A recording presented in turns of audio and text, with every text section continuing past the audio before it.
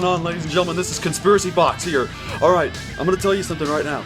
If you want to get people to follow you when it comes to, reality, the world is after you, they get those things you see in the skies. They're not what you think they are. They're not clouds. They're a matter of fact, they're chemtrails, alright? They're chemtrails, and that's what they're going to be doing. They're trying to control your mind. And the other thing you also have to realize is that the water you're drinking right now, it's controlling your mind.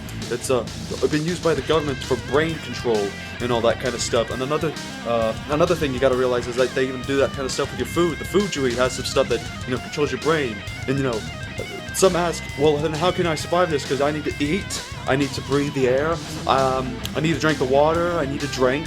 Because you definitely can't live for a couple days without something to drink. So how do you do that? Well, you see, you have to be like me, which is a super crazy mutant race that's able to live without breathing the air. It's we can eat for days and we'll be fine. We basically don't have to eat at all, so in other words, we don't even have to use the bathroom. Another thing, we don't even have to drink water, so pretty much if you're a super mutant elite, like us, truthers out there, then you'll pretty much be able to do that, but until then, everything you do is gonna pretty much be causing you to be brainwashed and controlled. Anyways, let's get to the main point of this deal. I'm gonna show you how you can get people to follow you and follow the truth. Using the Bible, because that's the thing, we got to use the Bible to get some of these Christians, because these Christians are so deceived that they believe anything they hear these days, apparently. So let's just use their Bible to get them to do that.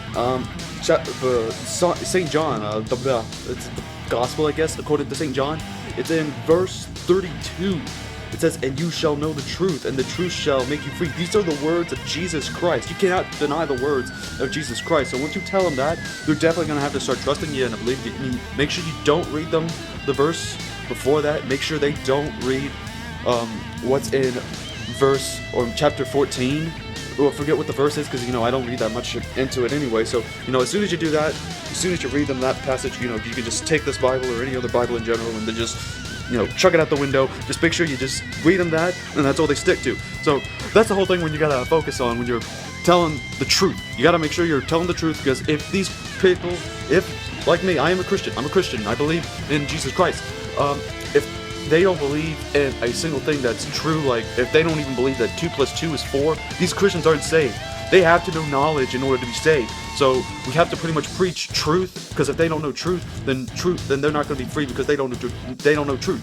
So yeah, so you're gonna have to pretty much preach the truth, preach every truth, because the truth of Jesus Christ doesn't really matter that much anyways. So you're gonna have to preach them, the truth that we're being brainwashed and controlled. Well, except me, because I'm special that way. I'm part of my own special conspiracy elite team. But anyways.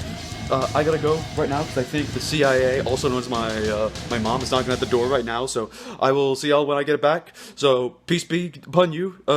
Truth, pills, whatever. Hello, my name is Christian Anarchist. The video you just saw was a satire. So why was there a satire involved? Well, from what I've seen, this issue really needed to get exposed. Most truthers are conspiracy nuts, not conspiracy theorists. I mean, like conspiracy nuts that really just focus on this stuff 24 hours a day. It's ridiculous. These people, whenever they use this passage in John chapter 8, they always take it out of context without reading the entire chapter, or without even reading the entire rest of the specific letter or gospel. So let's get into what it's meaning by the truth. So far we have in John chapter 8 verse 32, where it says, "And you shall know the truth, and the truth shall make you free." Now, what is it saying? And you shall know the truth. What is the truth? Okay, well, first thing we're going to do is we're going to go to John chapter 14, and it'll be in verse 6, I believe. Yep, that's verse 6, where Jesus says unto him, "I am the way, the truth." The truth and the life. No man cometh unto the Father, but by me. So, right here, this is Jesus referring to Thomas, because Thomas asked, "Lord, we know not whither thou goest, and how can we know the way?" Jesus says how, because he is the way, the truth, and the life. That's how you will know, because you know Jesus. Now, The next thing is that there's a verse before verse 32 that needs to be mentioned that's in a specific section that chapter 8 refers to. So it's referring to the true children of Abraham. And the verse before 32 says, where Jesus is talking to the Jews that had already believed in him. And Jesus said this, "If you continue in my word, then are ye my disciples indeed. And you shall know the truth, and the truth shall make you free." So already we have a good context. We already know Jesus is the truth. And then explains it further in John chapter 8, verse 31 through 32. So you got to include 31. Then Jesus said to the Jews that believed on him, "If you continue in my word, then are ye my disciples indeed, and then you shall know the truth, and the truth shall make you free." So whenever we're doing anything involved in that passage, always point these contexts out. And note that if we're going to preach any truth at all, the only truth that matters is the truth of Jesus Christ. The gospel of Jesus Christ, that he died on the cross. So, and he chose to save people that he was under no obligation to save. He didn't owe us anything. We deserve hell according to the Bible.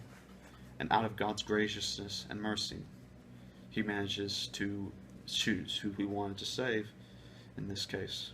So, that's all I wanted to point out. So until then, the usual. Shalom Aleichem.